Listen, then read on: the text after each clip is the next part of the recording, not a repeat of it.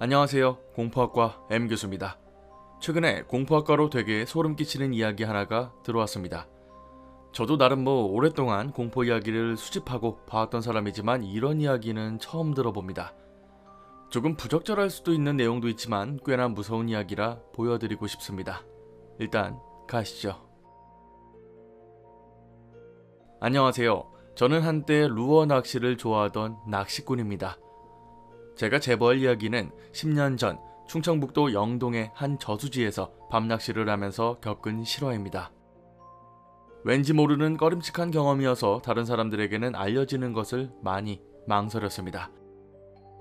하지만 학생분들께서는 제 이야기가 낚시꾼들 사이에서 흔히 들을 수 있는 창작 소설쯤으로 생각하며 심각하게 받아들이지 않았으면 합니다. 먼저 제가 낚시를 시작하게 된 계기는 젊었을 때 물건을 훔치다가 범죄를 저지르고 부산교도소에서 복역한 후였습니다.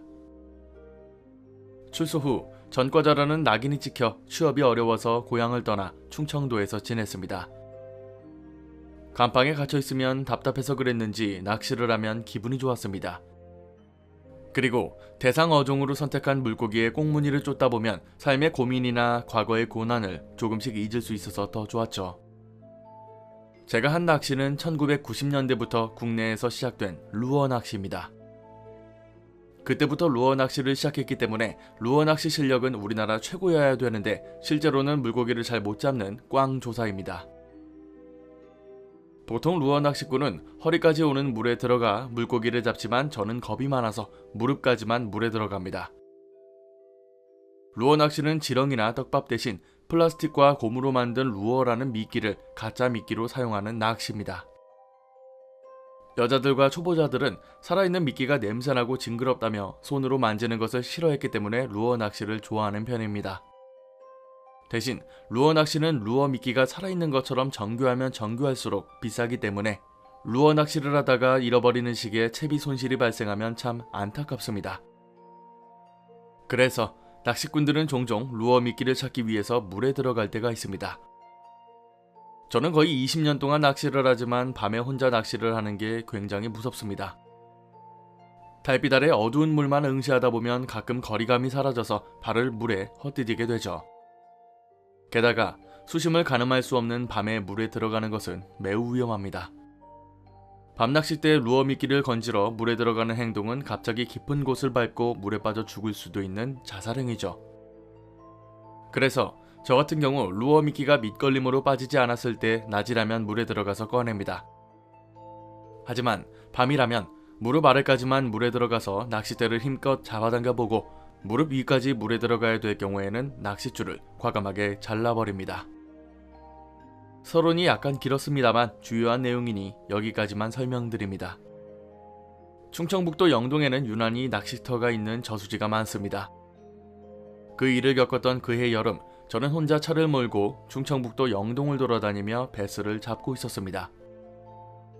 그날도 충청북도 영동의 도로를 따라 차를 몰다가 아무 저수지마다 잠시 들러서 물고기가 있는지 지형을 살피며 배스를 찾아다녔습니다. 그러다 영동병원을 조금 지나자 가로등 없는 하우스 농가들 위로 인적이 드문 도로에 저수지 입구가 있었습니다. 길가에 차를 세워두고 저수지에 들어가 보니 푸르스름한 물 색깔, 잔잔한 유속, 배스가 좋아하는 지형 지물들이 많았습니다. 차에서 낚싯대를 꺼내 달빛에 비친 수심, 탁도, 밤에 어울리는 루어 미끼 색깔 등을 준비하고 저수지를 부지런히 돌아다니며 배스가 있을 만한 곳에 낚싯줄을 던졌습니다. 하지만 루어 미끼에는 수초만 걸릴 뿐 생각보다 입질이 없어서 배스를 잡지 못하고 있었죠. 1시간이 지나도록 입질이 없어서 결국 비장의 카드인 값비싼 일제 루어 미끼를 꺼내 채비를 바꿨습니다. 채비를 바꾸자마자 저수지 우측의 산 비탈 지점에서 강한 입질을 받았고 낚싯대에 전해지는 손맛이 대물 배스의 히트이기를 기대하고 있었습니다. 입질을 받은 곳에는 짧은 길이의 덥수룩한 수초가 듬성듬성 있었는데 가운데 부분이 마치 단정히 이발한 사람의 머리카락처럼 보였습니다. 하지만 저수지 수면의 달빛에는 색깔이 구별이 안 가는 그저 시커먼 색의 기분 나쁜 실루엣만으로 보일 뿐이었죠. 그 지점을 집중적으로 공략하던 중 하필 챔질 때 그 머리카락 같은 수초가 루어 미끼에 걸렸습니다. 릴링을 하면서 그 시꺼먼 수초를 최대한 손으로 만지지 않고 떼고 있었는데 수초 속에 퉁퉁 부른 웬 서울 강남 나이트클럽 명함이 같이 있었습니다. 서울 강남의 나이트클럽 명함이 왜 여기 있는지 궁금해하며 명함을 물에 버렸는데 이상하게도 낚시하는 내내 가라앉지 않고 제 앞에서 빙글빙글 맴돌아 기분이 더 나빴습니다. 낚시꾼이라면 경험하듯이 밤에 어둠 속에서 무엇인가를 물에서 끌어낸다는 것은 신나는 일이라기보다는 꽤나 무섭습니다. 특히 물에서 물고기 대신 이상한 것들이 나올 때는 더욱이 그렇죠.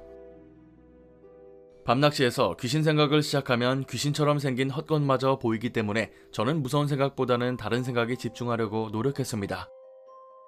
그러다 다시 캐스팅을 하고 깜짝 놀라야만 했죠. 이번에는 명함이 아닌 다른 낚시꾼이 물속에서 잃어버린 것 같은 스마트폰이 루어 미끼에 걸렸습니다. 아시다시피 그때 당시에는 대다수의 사람들이 폴더폰을 사용했고 스마트폰은 비싸고 흔하지 않았습니다. 스마트폰이 고가의 물건이라서 그냥 저수지에 버릴 수가 없어서 물을 대충 닦아 주머니에 넣었죠. 그리고 또 뭐가 나올지 궁금해서 다시 캐스팅을 했는데 이번에는 뭔가의 밑걸림이 제대로 생겼는지 릴링조차 되지 않았습니다. 예전에 물놀이 객들이나 다슬기 줍는 사람들이 물에서 잃어버린 옷가지에 루어 미끼가 걸려버린 경험이 있습니다. 그때 루어 미끼가 잘 빠지지 않아서 고생했는데 그때 느꼈던 손맛과 똑같아서 미끼가 옷과 같은 재질에 걸린 것 같았죠. 지금 물에 빠진 루어 미끼는 비쌌기 때문에 사방에 보이지 않는 밤이었지만 낚싯줄을 끊지 않고 최대한 회수해보려고 노력했습니다. 저는 낚싯줄을 달래가며 밑걸림을 빠져나오다가 결국 반동으로 인해서 실수로 낚싯대를 물에 빠뜨려 버렸습니다. 저수지가 깊지 않아서 물에 들어가서 건지면 잃어버리지 않을 것 같았죠. 하지만 저는 이미 무릎 깊이에 서 있었고 낚싯대는 저에게서 멀리 떨어져 있었습니다. 밤에는 절대 무릎 깊이를 넘는 물에 들어가지 않는다는 제 철칙을 되새기며 그냥 버리기로 결심하고 차로 돌아가 제 낚싯대를 꺼냈습니다. 그리고 차에서 간단히 요기를 하면서 루어 미끼가 아까워서 낚싯줄을 일찍 자르지 않는 게 후회됐습니다. 구하기 힘든 루어 낚시 채비를 잃어버리고 허탈했지만 한편으로는 저수지에서 건진 고장난 스마트폰을 전당포에 맡기면 얼마나 받을 수 있을지를 생각하고 있었습니다. 그리고 물에 젖은 스마트폰이 켜지지는 않는지 여기저기를 누르고 있었죠. 그때 조금 전까지는 켜지지 않았던 스마트폰이 갑자기 웅장한 벨소리를 울렸는데 너무 놀라서 심장이 멎을 뻔했습니다. 스마트폰에는 발신자가 반장님이라고 나와 있었습니다. 반장이라는 글자를 보고 스마트폰 주인이 사는 아파트의 반장에게서 전화가 왔다는 생각이 들었고 이 야심한 시간에 아파트 반장과 무슨 관계가 있는지 짐작을 해봤죠. 물론 스마트폰의 위치를 추적할 수 있기 때문에 언제든지 스마트폰 뒷면을 열고 배터리를 제거할 준비를 했습니다.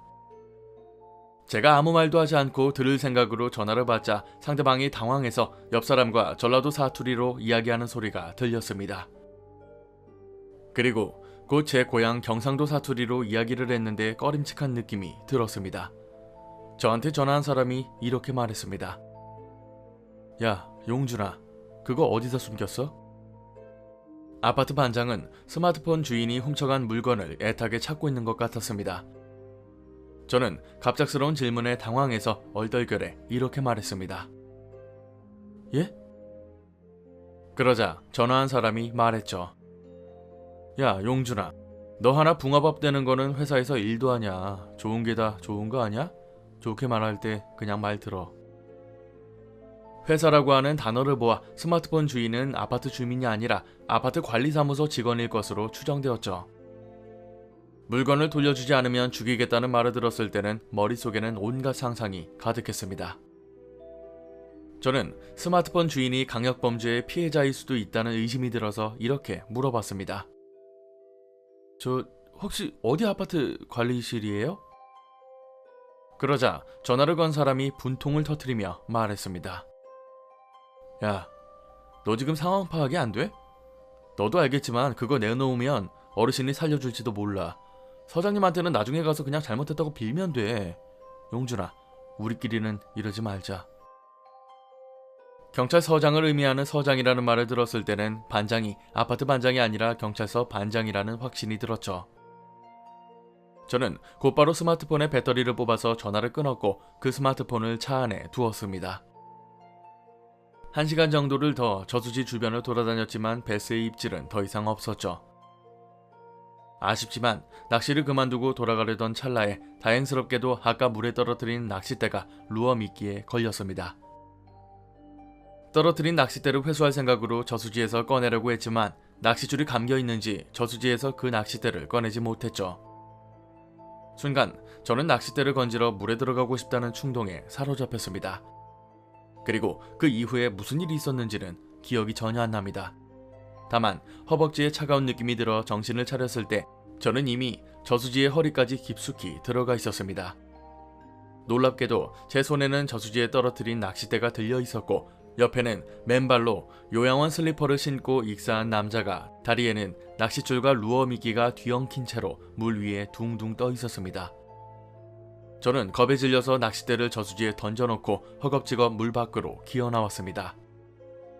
제가 버둥거리며 움직일 때마다 생기는 저수지의 물보라로 인해서 익사자의 시체는 점점 더 저에게 떠오르는 것 같았고 익사자의 시체가 흔들릴 때마다 바닷가 횟집 특유의 악취가 풍겨왔습니다. 그때 저수지 물을 많이 마셨는데 이상하게도 바닷물처럼 짠맛이 나서 눈을 뜨기조차 힘들었죠. 그때가 제 인생에서 가장 오랜 시간이 걸렸을 때인 것 같습니다. 지금도 해수욕장에 모래밭을 걷다가도 회센터의 식당들 앞에서 풍기는 이 썩는 듯한 비린내를 맡으면 속이 메스꺼워지죠. 낚시채비를 모두 팽겨쳐두고 허겁지겁 차로 돌아왔습니다. 예전에 다른 낚시꾼들한테 물에 빠져 죽은 익사자의 시체를 건졌다는 이야기는 들어봤지만 실제로 제게 그런 일이 벌어지자 놀라서 비명조차 지를 수가 없었습니다.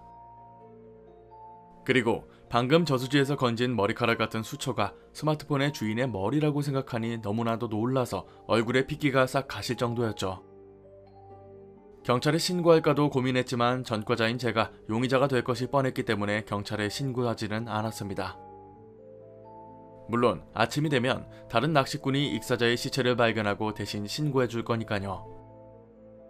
게다가 물에서 나왔더니 제 휴대폰이 침수되어서 고장도 나 있었습니다. 저는 산 사람은 살아야지라는 자기 합리화를 하며 한밤중에 정신없이 그곳을 나와 차를 몰았습니다. 잠시 생각을 정리해보니 지금까지의 정황으로 보아 반장이라고 하는 사람은 스마트폰 주인이 저수지에서 익사했다는 사실을 모르고 전화를 건 것이 분명했습니다. 그렇게 마음이 편하지 않을 때 아는 형님이 영동읍에서 룸살롱을 운영하는 것이 문득 기억났습니다. 저는 그곳에 가서 아는 형님에게 술을 얻어 마시며 불쾌한 생각을 떨쳐버리기로 했죠. 오랜만에 만난 형님은 제가 젖어있는 것을 보고 왜 이렇게 안색이 안 좋은지 걱정하며 저를 룸으로 데려갔습니다. 거기서 짐짓 아는 척하며 오늘 낚시하다가 고가의 스마트폰을 건진 일을 형님에게 자랑하니 아는 동생이 전당포를 운영하는데 기름값이라도 받아줄게 라고 제안하더군요. 저는 그럼 그 돈은 진짜 양주를 사는 데 쓰세요 라며 아는 형님에게 제가 건진 스마트폰을 공짜로 넘겼습니다. 물론 그 스마트폰이 저수지에 빠진 사람의 것이라는 것을 안다면 가져가지 않을 것이기 때문에 그 사실은 숨겼죠. 그리고 찝찝했던 그 스마트폰을 이렇게라도 처분하니 기분이 한결 나아졌습니다. 그날 일은 잊은 채 다시 충청북도 영동을 돌며 밤낚시를 하고 가끔씩 그 형님의 룸살롱에 가서 싸구려 양주를 마시기도 했습니다. 며칠 뒤 그 형님을 찾아갔더니 화가 나서 제게 또 무슨 사고를 쳤어 라며 욕을 하더군요. 어처구니가 없어하는 저에게 그 형님은 전당포를 운영하는 아는 동생이 갑자기 체포되었다고 말했습니다. 형님은 유흥업계에 몸담으면서 대전지방경찰청 형사들과 친분을 쌓았기 때문에 잘못을 저질렀을 때 형사들에게 봐달라고 부탁할 수 있습니다. 그런데 이번에는 서울청 사이버수사대 형사들이 출동해서 아는 동생을 잡아갔는데 이례적으로 경찰 윗선이 연루된 것 같아서 손도 못 쓰고 있다고 말하더군요. 형님은 그때 네가 준 스마트폰을 전당포에 맡겼기 때문에 이렇게 된 것이다. 그 스마트폰은 누구 거냐? 라고 물었고 저는 저수지 익사자의 것임을 실토했습니다. 형님은 경찰 추적이 있을지 모르니까 당분간 낚시하러 오지 말라고 조언했고 저 역시 그날의 행적이 추적당할까봐 루어 낚시 채비를 모두 버리고 낚시를 중단했습니다. 그리고 저는 이 부패가 만연한 사람들 사이에서 10년 동안 살아남느라 바빴습니다. 물론 그렇게 바쁘게 살다 보니 낚시하러 갈 시간도 없어졌죠. 그러던 중 최근 인터넷 뉴스를 보다가 충청북도 영동의 아미실 낚시터에서 낚시를 하던 40대 남성이 낚시를 하다가 숨졌다는 기사를 보았습니다. 남자가 낚싯대를 물에 빠뜨리자 그것을 건지려고 저수지에 들어갔다가 힘이 빠져나오지 못하고 물에 빠져 익사했다는 내용이었죠. 기사 내용에 따르면 물에 빠져 죽을 만큼 깊지 않았던 저수지에서 낚시 구명조끼를 입었다고 했는데 보통 40대 남성들은 쉽게 지치지 않기 때문에 익사에 대한 의구심이 들었습니다. 누군가 그를 물속으로 끌어당기는 힘이 없었다면 그냥 저수지에서 나왔을 거라고 생각이 들었죠. 제가 충청북도 영동의 저수지들을 많이 찾아다녀봤지만 관심이 없어서 어디를 갔었는지는 기억이 나지 않았습니다. 뉴스기사 사진으로 사고 현장을 보고 있었는데 한번 가본 적이 있는 곳 같은 기분이 들어서 인터넷 지도를 찾아보니 그곳은 제가 10년 전 스마트폰을 건졌던 곳이었습니다. 그리고 10년 전 스마트폰 주인의 죽음과 10년 후 이 낚시꾼의 죽음은 단순히 우연으로만 보이기에는 무리가 있다는 생각이 들었습니다.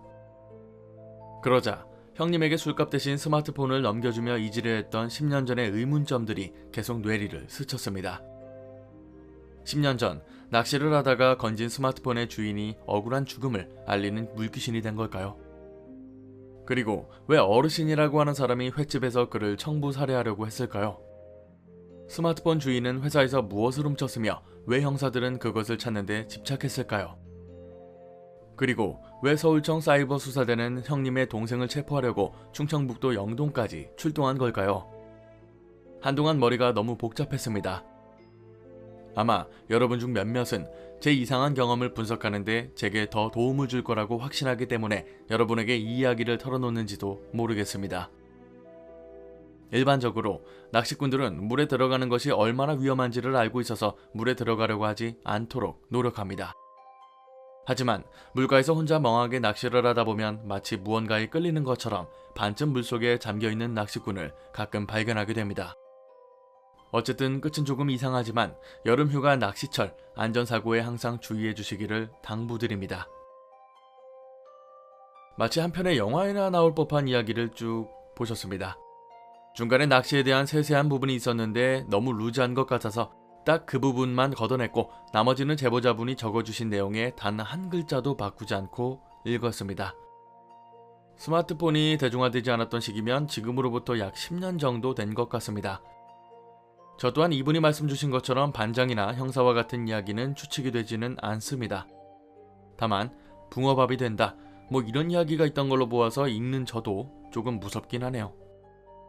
아무튼 굉장히 소름 끼치고 섬뜩한 이야기였는데 여러분의 생각도 적어주시면 좋을 것 같습니다. 오늘 강의는 여기까지입니다. 재밌게 봐주셨다면 공포학과에 입학 부탁드립니다. 공포학과 M교수였습니다.